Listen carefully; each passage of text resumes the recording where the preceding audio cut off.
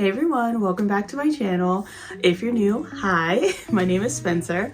So there's a quote that says, sow a thought and you reap an act. Sow an act and you reap a habit. Sow a habit and you reap a character.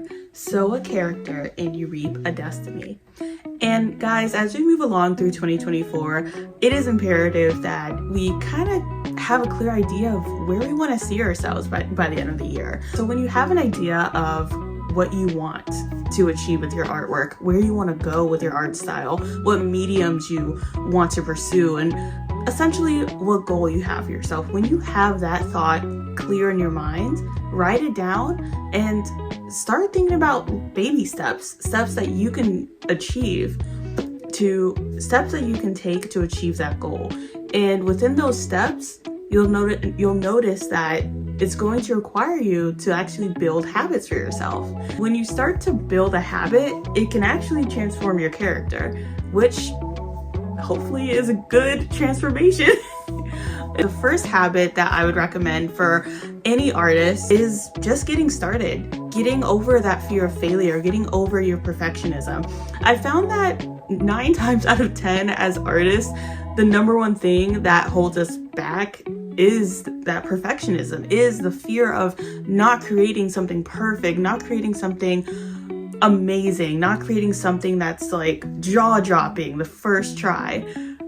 In reality, practice doesn't make perfect, practice makes progress. So if you're afraid of stepping out and trying that new medium, if you're afraid of creating that portrait, creating that drawing, painting, whatever your art medium may be, because you want it to be perfect and you're just afraid that it's going to end up being mediocre or you're going to make mistakes, just do it anyway. Mistakes are going to happen. You're not going to be satisfied with everything you create. And also, that's how you progress as an artist. That's how you grow. That's how you learn.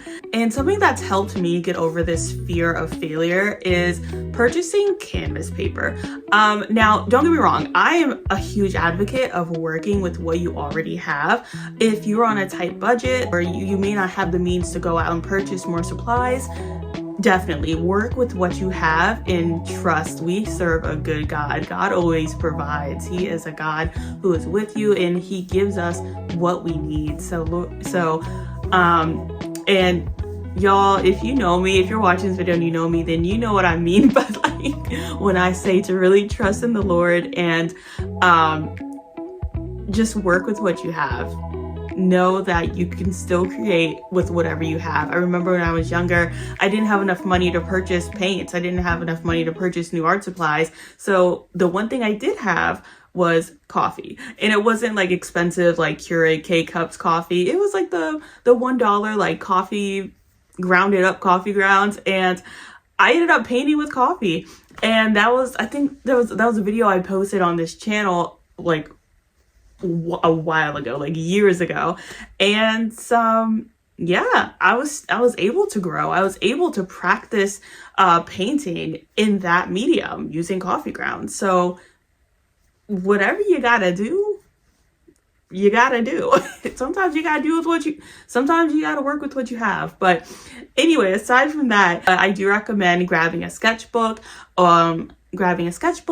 canvas paper, or whatever blank sheet of paper you have, and just getting started. Just start practicing on that.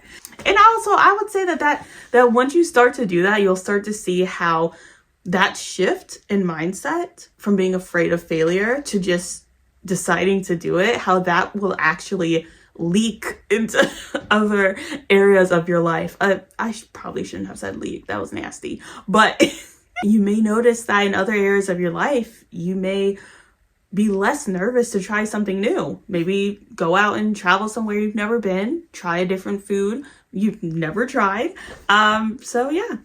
My next piece of advice is to practice the virtue of patience. Patience, patience, patience. Oh my goodness. So this is kind of goes hand in hand with practicing, because I think as artists, I know I've dealt with this. I'm sure you guys have dealt with this too, where you just get so excited to just go straight to the big canvas and create that final piece. But you didn't actually do a color study, value study. You didn't create your initial sketches. You didn't pour all of your ideas out into your sketchbook, and you just want to rush to that canvas and put it on there and bam, it's going to be perfect. But I actually do recommend making that a habit to just slow down and be patient with yourself and give yourself the grace and the patience and the kindness to pour all of your ideas into your sketchbook, to write down your motive for creating this piece, to write down your thoughts about this piece, your ideas, how you want the painting to come across to the viewers. And when you're able to put aside that need for instant gratification with your artwork, you'll start to build self-discipline. And that need, that desire for instant gratification will actually affect, and that won't only affect your process, your art process, and not only will that make you a more disciplined artist, but it will also strengthen your discipline in other areas of your life. You'll start to see that your need for instant gratification, your need to do something right away, it kind of dwindles away. And you begin to be a more, patient, of course, person, but also a more disciplined person. The next habit that I'd recommend implementing in your art journey is make it a habit to listen to an artist that you really admire. Listen to a podcast of theirs, or read one of their books every day, or read an interview or an article, or just do something every day that educates you about that artist and teaches you their process. When you study under someone who you admire, whose work you really look up to, and when you spend that much time, quote unquote, around them, or that much time learning from them, hearing them, reading about their process, you'll notice that you'll begin to implement those things. It will become easier for you to implement those things into your own work. So essentially what I'm saying is to make it a habit that you would set aside, whether it's 30 minutes to an hour or however long you would deem is necessary. Everyone's life is different. So it could even just be 15 minutes. Set aside time throughout your day to learn something new, at least one thing. Learn at least one thing from the artist that you look up to. And you can do this by, like I said, listening to a podcast or reading an article, or just any way you can. At the end of the day, as long as you're teaching yourself something new, that's what really matters. Another habit that I highly recommend you doing is to really push yourself. Despite how you may feel, just do it. Make it your habit to just tell yourself, you know what? Yes, I feel like sleeping all day, or yes, I feel unmotivated today, but I'm still going to do it anyway, despite my feelings. I'm still going to make an effort to paint this photo. I'm still going to make an effort to sketch this, do that. Just do something each and every day that draws you closer to that goal that you have in mind. And the last habit that I can think of right now, if I think of any more, y'all bet I'm going to let you know in the comments below. But the last habit, and this is my favorite one, is to make it a habit to reach out to people to get their critiques on your work. Whether it is a sketch or whether it's an original, a quote-unquote masterpiece, the end result of a piece, reach out to someone who you trust.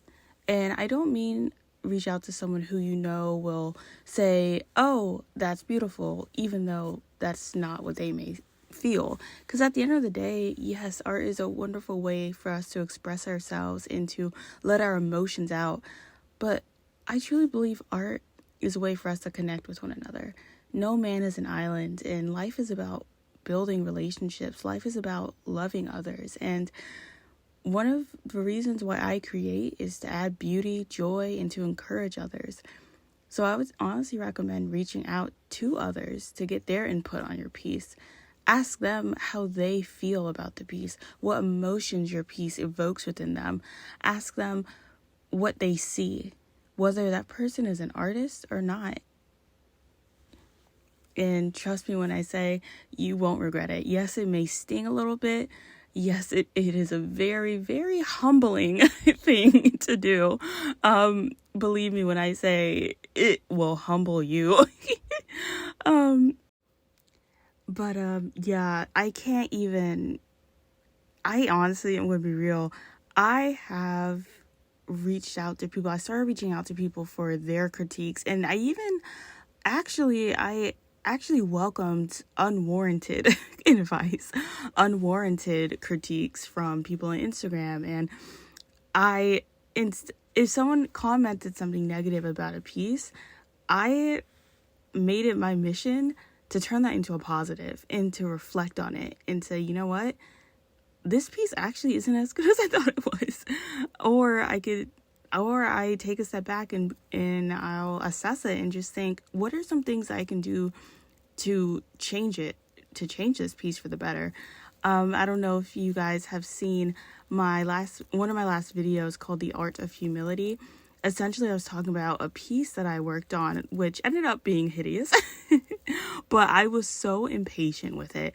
I did not sketch it out. I just went all in and I posted a reel about it, and I got a lot of negative criticism for it. And believe me, it hurt, but I am so glad that happened, because I did accept that criticism, and I took a step back and I looked at the piece and I thought, you know what? Let me go ahead and try this again. So I painted over that piece and I tried it again, and the amount of support I got from that repainted version, it was amazing. I cannot express I can't express enough how grateful I am for those very hurtful but very helpful critiques. And you know what? After I repainted it, I sold it. That same week I repainted the painting, I sold it. And yeah. But anyway, I hope you guys enjoyed this video. I hope this video was helpful, was fruitful for you guys. If you would like to see more, feel free to comment below. If you'd like to support my art journey, feel free to subscribe. You don't have to if you don't want to, but if you want to, you can subscribe. But anyway, I hope you guys have a blessed day. Oh, also, if you guys want any prayer requests, praise the Lord, feel free to comment below your prayers, or if you want to just message me or email me your prayer requests, go ahead and do that, and I will be praying for you, my loves. Anywho, I hope you guys have a blessed day. Take care. Bye.